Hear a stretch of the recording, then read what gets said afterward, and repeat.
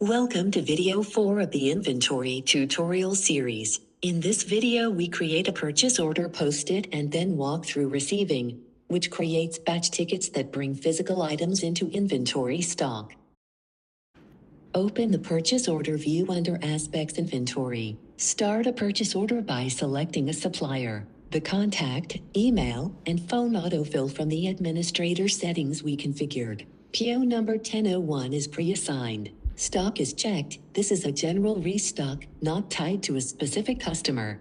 Now add line items by dragging identifiers from the group tree on the upper left, or the identifiers list lower left into the purchase order items table on the right. Set quantities and unit costs for each line. When you are done, click Save and choose Post. Posting changes the status from liminal, meaning not yet saved, to the database, to posted, which makes the order visible to the receiving department. Switch to the purchase order batch view. Leave all search fields blank, make sure outstanding is checked, and click Lookup. PO 1001 appears.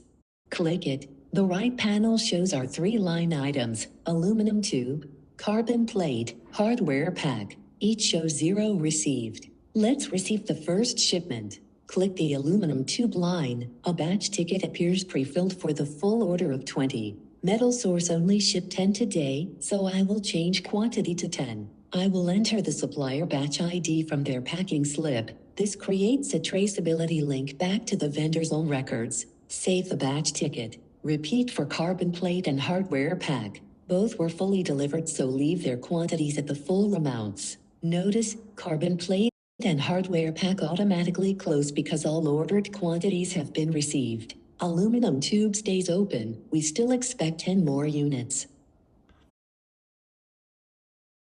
Clear the list and click Receive All. The system shows the previously posted ticket alongside a new liminal ticket for the remaining 10 aluminum tubes. Fill in the batch details and save. Because all 3 items are now fully received, Correct automatically closes PO 1001.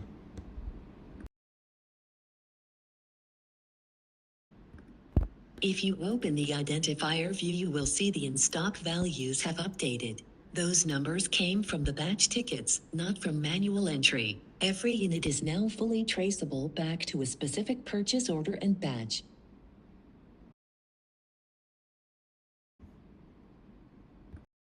Raw materials are in stock and fully traceable.